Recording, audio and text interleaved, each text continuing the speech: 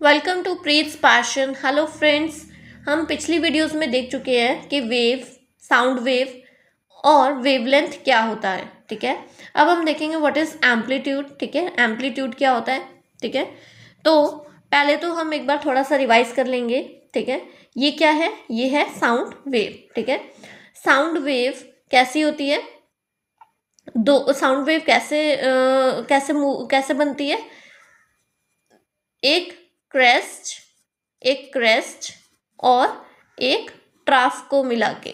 ठीक है, ट्राफ और क्रेस्ट। ठीक है, तो ट्राफ और क्रेस्ट क्या होते हैं, एक बार फिर से देख लेते हैं। क्रेस्ट होता है ये एलिवेटेड रीजन। ठीक है, साउंड वेव का ये एलिवेटेड रीजन यानी कि ऊपर उठा हुआ रीजन, इसको हम क्रेस्ट भी बोलते हैं, इसको हम पीक भी बोलते हैं।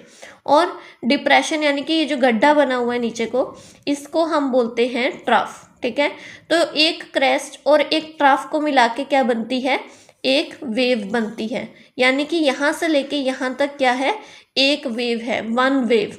और एक वेव की लेंथ को हम क्या बोलते हैं, वेव लेंथ बोलते हैं। ठीक है, वेव लेंथ क्या, यानी कि वेव की लेंथ।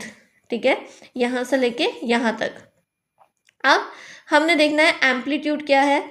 हमें एक जो वेव है ये क्या बता रही है कि जो पार्टिकल है वो कैसे वाइब्रेट हुआ है।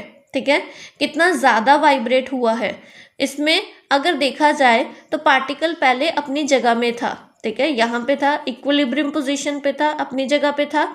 अब जैसे ही साउंड एनर्जी निकली यहाँ से, तो पार्टिकल ज़ोर से आगे जाके फिर पीछे आके फिर अपनी जगह में आ गया। ठीक है, तो इससे हमें क्या पता चल रहा है, पार्टिकल की कितनी डिस्प्लेसमेंट हुई। डिस्प्लेसमेंट यानी कि वो अपनी जगह से कितनी दूर गया, फिर वापस अपनी जगह में आया। ठीक है, कितनी दूर गया, कितनी दूर तक गया, फिर वापस अपनी जगह में आया।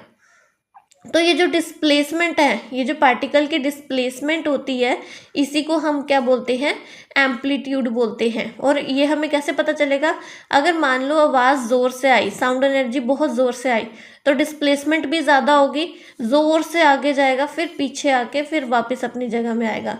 तो साउंड वेव कैसी बनेगी, साउंड वेव बनेगी जैसे ये पार्टिकल है, ज़ोर से आगे जाके फिर पीछे आके फिर अपनी जगह में आ गया, तो साउंड जो एम्पलीट्यूड है वो भी क्या हो जाएगा, ज़्यादा हो जाएगा। ठीक है, तो अगर एम्पलीट्यूड ज़्यादा है इसका मतलब साउंड एनर्जी भी क्या थी, ज़्यादा थी। तो एम्पलीट्यूड से हमें साउंड एनर्जी का पता चलता है। तो एम्पलीट्यूड की डेफिनेशन क्या होगी, the maximum displacement of the particles. ठीक है, डिस्प्लेसमेंट होती है पार्टिकल की फ्रॉम द इक्विलिब्रियम पोजीशन, अपनी इक्विलिब्रियम पोजीशन से। ठीक है, अपने इक्विलिब्रियम पोजीशन से, या फिर मीन पोजीशन भी बोल सकते हैं, is called amplitude. One two and fro motion is called one wave. ठीक है, ये जो एक टू एंड फ्रो मोशन होता है यानी कि आगे जाके फिर पीछे आके फिर अपनी जगह में आना, इज कॉल्ड वन वेव। इसी को हम बोलते हैं वन वेव।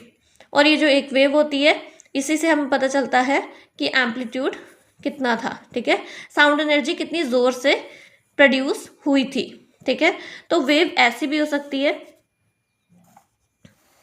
ऐसी भी हो सकती है, या फिर वेव ऐसी भी हो सकती है, बिल्कुल कम।